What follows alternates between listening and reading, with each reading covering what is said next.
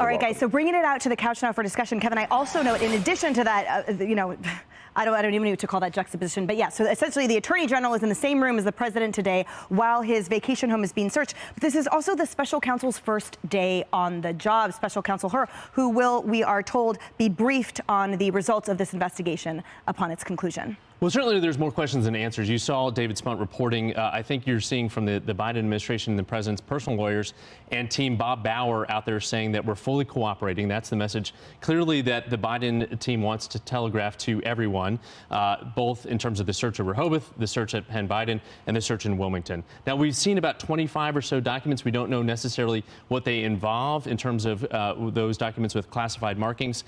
So again, to your point, I think there are far many more questions than answers at this point. Special counsel, both for her, in this case, in terms of the Biden look, the special counsel for Trump in terms of Mar-a-Lago. Also, we still don't have a lot of updates on that, and that's been going on now for 6 months. So I think there's a frustration out there. We want to know more, but the special counsel process has to play out.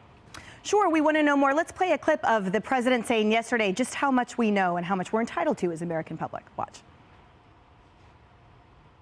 What I can say is that we have been cooperative and transparent from the outset. We put out multiple statements from the president's personal attorney describing the process and being clear that the president takes this seriously and that he cooperated and will continue to cooperate with the Justice Department in full.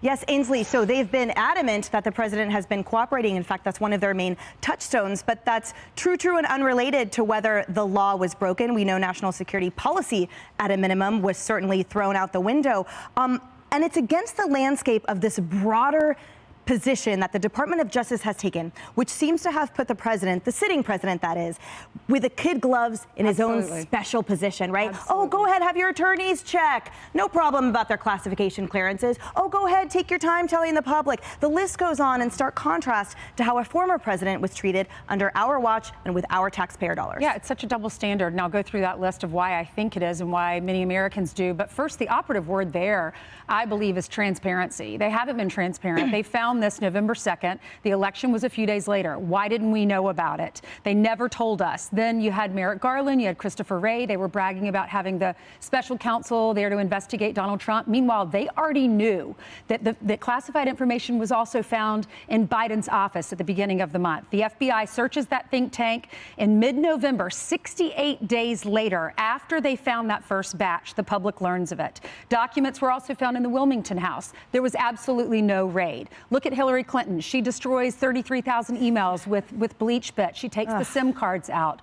She destroys information. Her Blackberries are destroyed with hammers. More top secret information Hillary Clinton had than Biden and Trump combined. She was never raided. Look at Donald Trump. Mar-a-Lago, they go there, they meet with him. He sits down with them. He cooperates. He complies. They say they call him back later, put a padlock on the door. He does that. Then they raid him in the middle of the night or when it was pitch black dark in the morning.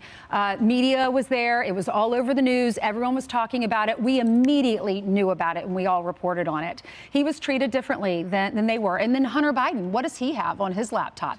2011, it's information about Russian oligarchs that he's offering to sell to Alcoa Aluminum for $55,000 when he had his drug problem. Was that classified information? We have so many questions, and it's just unfair how Republicans are treated based compared to Democrats. That's such a great point, Ainsley. And do you remember, I believe now it's been a week because every day is 100 years in our lives here, but that one of the sitting representatives pointed out a document that had been found on Hunter's laptop. It was an email that he had communicated to business leaders. And interestingly, it read just like a classified briefing where he, for some reason, it's like that scene in, what's the scene where Will Ferrell blacks out, like debates awesome? Oh, in it was Old School. Yes, Old School. It read like that, where all of a sudden Hunter Biden, in between calling his mother expletives and the children of his ex-wife other expletives, he all of a sudden had this cogent political analysis where he was projecting who would be the next leader in charge and things, geopolitical things that would happen in Ukraine. All of a sudden, that seemed to mirror a classified document. Now, we don't know the veracity of that, but that's what a sitting congressman pointed out to the mainstream media. And I wonder, to Ainsley's point, just who else benefited from these classified documents? You can only assume that he had access to that information. You can only assume based on what his dad had at the Penn Biden Center, which was classified information location on China, Ukraine, and Iran. So, these things, it's very interesting because there were at least 2 intersections where Hunter was intimately and professionally involved with absolutely no professional experience in these realms. Yet somehow now he's a very handsomely paid Ukrainian energy czar. And, who knows how close he was sitting to documents in a number of locations. And why would anyone be surprised that they found classified information at his beach house? He's got it in his house. He's got it in one office. I want to know, are there other offices? I also want to know, who had access to this information? It bothers me when people try and rationalize on behalf of the president, saying, well, he's cooperating now.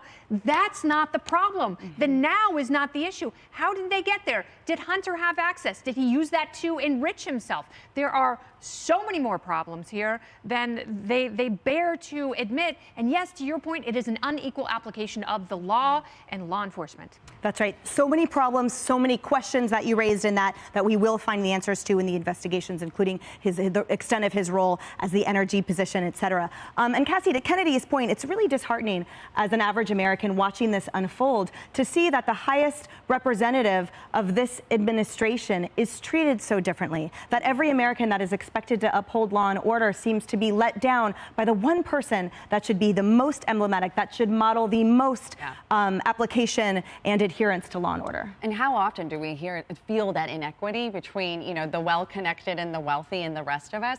But I'd also note that you've got public servants who have top secret clearance, who have accidentally walked out of a skiff with a document, and they're facing charges, and so why is that not applied in the same level? And Kennedy, you hit on something that I'm really curious about, the visitor logs. They don't keep them in Delaware. That's always been a thing. Who visits the president? From a doctor to a foreign national. I think that's, if he's going to spend that much time at locations that are not the White House or Camp David, we should know. And then what do they have access to?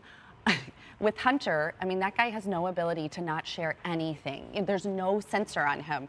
So to your point of all these connections he has, I don't think he has any ability to decipher if that's something he should share. Yeah, we learned that the hard way. Hey everyone, I'm Emily Campagno. Catch me and my co-hosts Harris Faulkner and Kaylee McEnany on Outnumbered every weekday at 12 p.m. Eastern, or set your DVR. Also, don't forget to subscribe to the Fox News YouTube page for daily highlights.